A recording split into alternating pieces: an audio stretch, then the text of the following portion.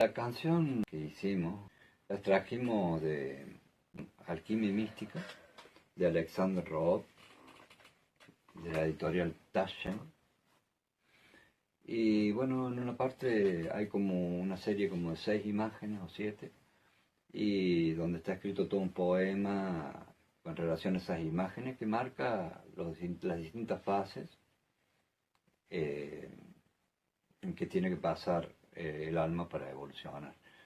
Y bueno, es como un poema, entonces tomamos ese poema y lo transformamos en una canción. Y le agregamos también de otro libro de alquimia, Aurora con sus gems.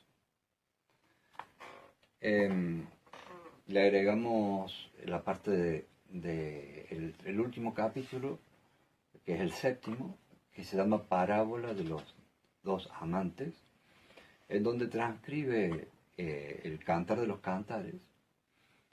Y bueno, resulta que también es una parte de la Biblia, del Antiguo Testamento.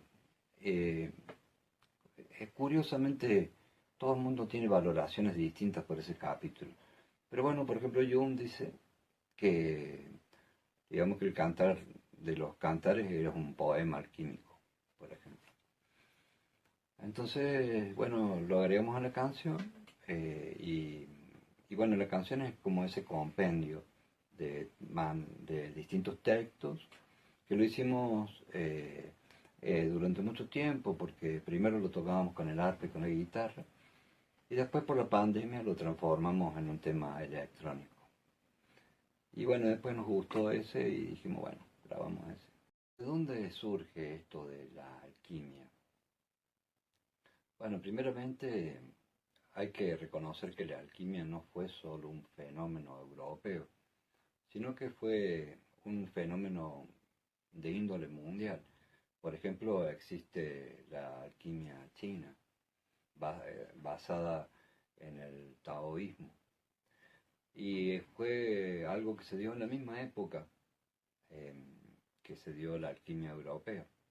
O sea que fue como un paradigma, ¿no? Porque culturas tan distintas como la china y la europea pensaron lo mismo en la misma época.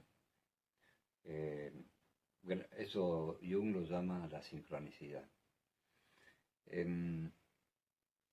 Este proceso parte de la transformación de la materia de algo bruto a convertirse como en algo luminiscente.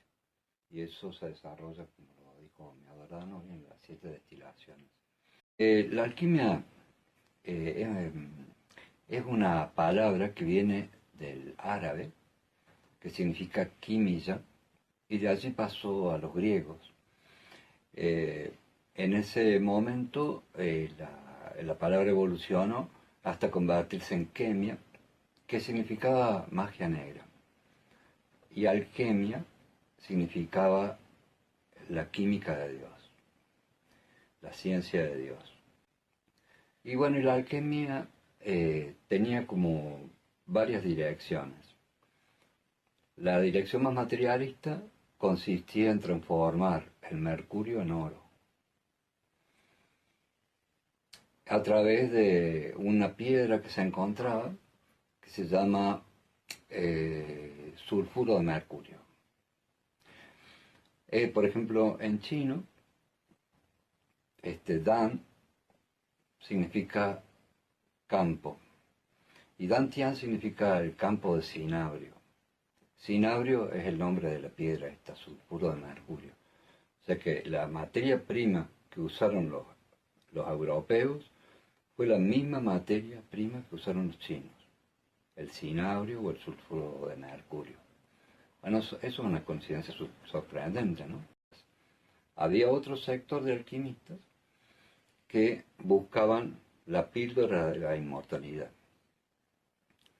Y eso se dio tanto en China como en Europa. Por ejemplo, en el libro Tratado de Alquimia y Medicina Taoísta, acá está el dibujito, ahí está hablando justamente de que nosotros tenemos como 3 campos de cinabrio. O sea, 3 lugares en el cuerpo que si se destilan llevan al ser humano a un estado superior. Y bueno, y los europeos también buscaron la píldora de la inmortalidad. Entonces, bueno, ese es otro camino. Y el tercer camino es los que creyeron ver en eso la evolución del alma a través de 7 peldaños.